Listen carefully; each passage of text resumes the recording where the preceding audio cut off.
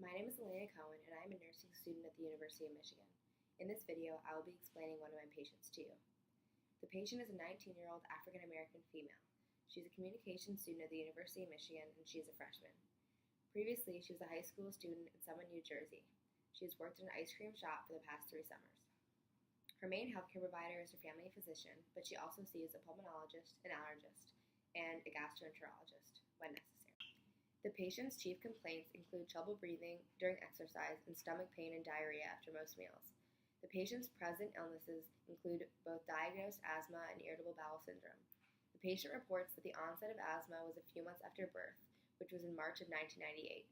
As an infant, she experienced difficulty breathing and had a few asthma attacks during which she was taken to the hospital. During these experiences, she had shortness of breath and wheezing. She does not remember these experiences since she was an infant, but her parents report that she was playing and began to struggle to breathe. The patient looked anxious and had shallow, rapid breaths during these experiences. After going to the hospital, she was then diagnosed with asthma and prescribed an inhaler called ProAir by her pulmonologist. This inhaler allows the patient to breathe easier and have respiratory distress. The patient explains that she currently only uses her inhaler during exercise or when she feels shortness of breath. The patient does not have asthma attacks anymore and describes the condition as very manageable. In addition to asthma, the patient is diagnosed with irritable bowel syndrome, or IBS. The symptoms of IBS began when the patient was 13 years old. She experienced lower abdominal pain after meals and usually experienced flatulence and diarrhea as well. When she turned 14, she began to experience extreme pain and excessive diarrhea that she could not control and had to go to the hospital on more than one occasion. She then had an endoscopy and was diagnosed with IBS. Now she eats a selective diet when she can by staying away from dairy, gluten, and rich foods. Bland foods relieve her symptoms, while artificial and rich foods aggravate her IBS. The patient noticed a significant decrease in stomach pain after changing her diet and reports that pain after meals went from a 10 to a 5 or lower. Her mother is a gastroenterologist, and she, along with her family pediatrician, treats her IBS. The patient's health history includes a diagnosis of asthma as an infant and irritable bowel syndrome when she was 14 years old. The patient's immunizations are up to date, and her last physical was July 3rd, 2016. The patient is allergic to nuts and experiences anaphylactic shock when she ingests them. The patient has been hospitalized most recently in November of 2012 because of an endoscopy before she was diagnosed with IBS. Previously, the patient had 3 hospital visits due to IBS symptoms, including extreme abdominal pain and excessive diarrhea. The patient was then diagnosed with IBS after the 4th visit, where she got an endoscopy. The patient also went to the hospital in August of 2010 due to an accident in which the patient got shards of glass stuck in her scalp. As an infant, the patient had a few hospital visits due to asthma attacks, which were then resolved after diagnosis of asthma and after being prescribed an inhaler. The patient takes ProAir inhaler when experiencing trouble breathing during exercise. Otherwise, the patient does not take any daily medications. The patient denies any smoking, caffeine intake, or drug use. The patient uses alcohol for social drinking and reports going out and drinking once a week. During this time, the patient reports having 2 to 4 drinks a night. The patient exercises during the spring and fall when she plays field hockey, but does not report any other daily exercise. The patient sleeps on an average of 6 to 9 hours a night, and the patient wears a seatbelt in the car, wears sunscreen when she goes in the sun, and does not expose herself to any dangerous situations. The patient lives in a dorm building at the University of Michigan in a double room with 1 roommate. At home, the patient lives in a house with her mother, father, twin sister, and her cat. She graduated high school in June of 2016 and now attends the University of Michigan as a freshman. The patient reports having a secure and supportive family and a group of friends, both at home and at college.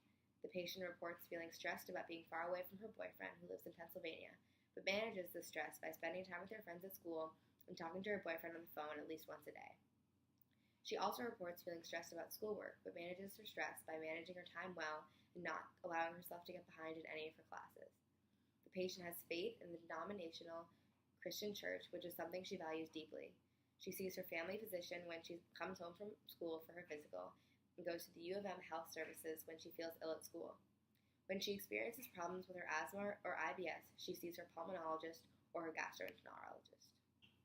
After a vital signs assessment, the patient has a 98.4 degree Fahrenheit body temperature, a respiration rate of 17 breaths per minute, a pulse rate of 63 beats per minute, a blood pressure of 116/72, and a reported 0 out of 10 of a pain scale. I'm now going to begin the subjective data of the respiratory exam. The first review was conducted on the respiratory system. The patient reports shortness of breath while exercising that is relieved with her inhaler. Once she takes her inhaler, she is usually able to return to being active. This is because the inhaler dilates the bronchioles, allowing her to breathe much easier. She explains the trouble breathing is like breathing through a thin straw and struggles to get enough air into her lungs. When the patient is sick, she experiences a productive cough that she believes is worsened by her asthma. This is because while coughing, she experienced some trouble inspiring.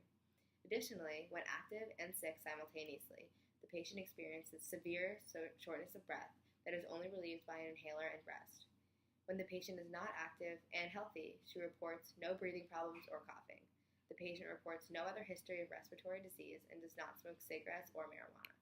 Upon inspection of the patient's chest, there is no evidence of heaves, thrills, abnormal coloring, or any deformities.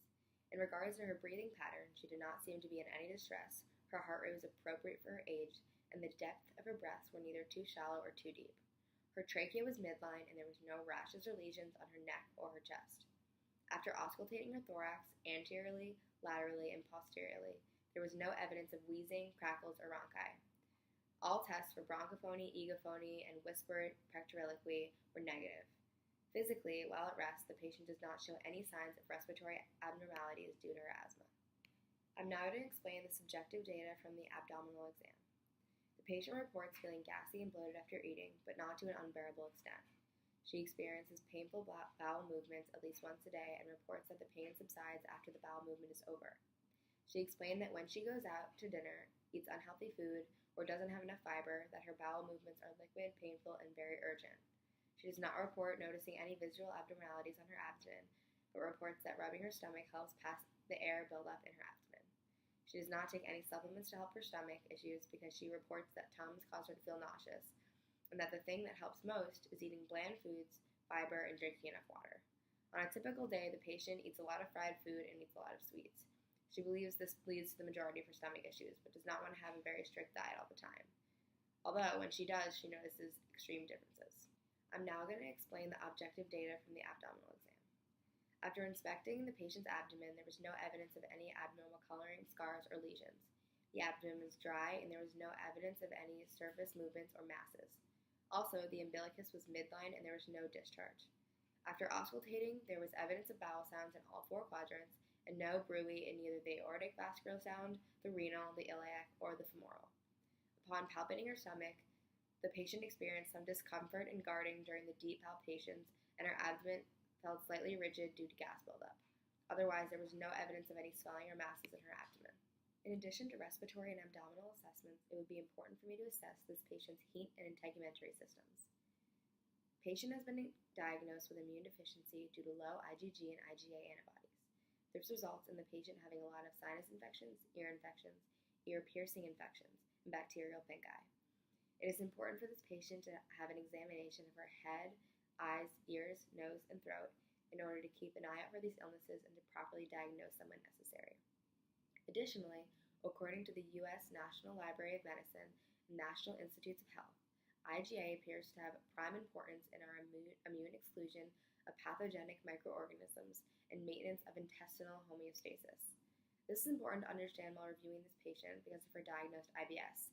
Keeping an eye on her IgA count will show correlation between her immune deficiency and her abdominal problems. It is also important to assess this patient's integumentary system. The patient has had a long history of peanut allergies, which is why it is important to conduct an integumentary exam to make sure the patient is not suffering from an allergic reaction. According to the American Academy of Allergy, Asthma, and Immunology, peanut allergies can be expected to resolve spontaneously in 20 to 25% of cases. It is important to keep this in mind while examining this patient and for future interactions with this patient. It could be possible that her allergy could cure itself.